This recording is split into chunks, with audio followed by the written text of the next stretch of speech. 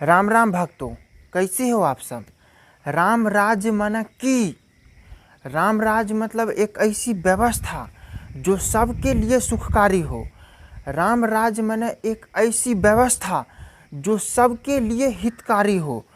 राम राज माने एक ऐसी व्यवस्था जिसमें सत्ता पर राजा का होना या राजा का ना होना कोई मतलब नहीं रखता है। मैं राम राज को आपको दो तरीके से समझा सकता हूँ, लेकिन इससे पहले कि हम राम राज्य पर बात करें, आपसे एक रिक्वेस्ट है दोस्तों, अगर आपको यह वीडियो पसंद आता है तो हमारे चैनल को भी सब्सक्राइब ज़रूर कर दीजिएगा। हमें आपकी सपोर्ट की बहुत ज़्यादा ज़रूरत है। तो चलिए शुरू करते हैं।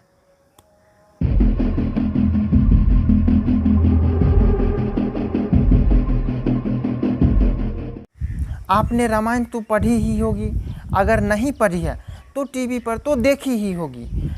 जब प्रभु श्री राम का वनवास हो जाता है और यह बात भरत और शत्रुघ्न को पता चलता है तो वो अपने ननिहाल से वापस चले आते हैं और श्री राम को मनाने के लिए जंगलों में चले जाते हैं। वहाँ श्री राम को खोज भी लेते हैं और उनसे कहते हैं कि आप भैया रुक जाइए, अगर आप ही चले जाइएगा तो फिर कौन चलाएगा इसका शासन। अयोध्या के राजा आप हैं और आप ही रहेंगे हमेशा। लेकिन श्री राम वापस आने से साफ इनकार कर देते हैं, क्योंकि उन्हें पता था कि उन्होंने एक ऐसा सिस्टम क्रिएट कर दिया है अयोध्या के अंदर जिसमें कोई राजा रहे या ना रहे कोई फर्क नहीं पड़ता, वहाँ की प्रजा सुखी से रहेगी। ऐसा कल्याणकारी सिस्टम प्रभु श्री राम ने क्रिएट कर दिया था। और जब श्री राम नहीं माने वापस लौटने के लिए अयोध्या, तो भरत ने उनसे उनका चप्पल मतलब चरण पादुका मांग लिया और उसी को सत्ता पर रख दिया, उसी को कुर्सी पर रख दिया। लेकिन वो खुद कभी कुर्सी पर नहीं बैठे। लेकिन अभी यहाँ क्या हो रहा है वर्तमान राजनीति में? वर्तमान राजनीति में ये हो रहा है कि उसी कुर्सी को पाने के लिए राम राज्य राजनीतिक ये पार्टियाँ, राजनीतिक नेताएं चिल्ला रही है। एक वो राम राज था जहाँ सत्ता पर कोई रहे या ना रहे ये कोई मायने नहीं रखता है। और ये अभी का जो नेता लोग राम राज्य बनाना चाहते हैं, इसमें वो खुद यही कह के राम राज्य बनाना चाहते हैं कि आप हमको वोट दीजिए, हमको उसी सत्ता पर बैठाइए। तो ये कैसा राम राज्य है? तो इससे हमें ये पता चलता है कि राम राज्य लाने के लिए यह जरूरी नहीं है कि सत्ता परिवर्तन किया जाए। राम राज्य लाने का असली मकसद ये होना चाहिए कि व्यवस्था परिवर्तन किया जाए। क्या फ़र्क पड़ता है सत्ता किसी के हाथ में है और हम पक्ष में हैं या फिर विपक्ष में है।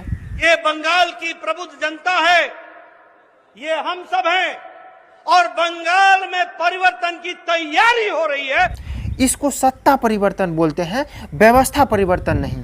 कोई भी पार्टी राज करे कोई फर्क नहीं पड़ता, क्योंकि अभी भी व्यवस्था वही है। अब दोस्तों, इससे एक बात तो साफ होता है कि वो लोग जो राम राज्य लाने की बात करते हैं, भारत को हिंदू राष्ट्र बनाने की बात करते हैं, उनको ये मालूम ही नहीं है कि राम राज्य क्या होता है, राम राज्य में कैसी शासन व्यवस्था थी। इसको हम एक कहानी से समझते हैं।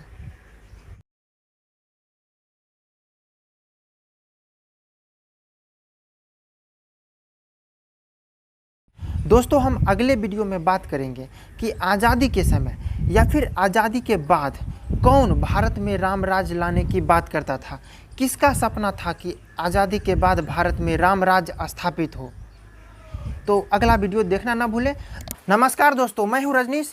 अगर आपने अभी तक हमारे चैनल को सब्सक्राइब नहीं किया है, then why are you waiting for? Please go and hit the subscribe button right now.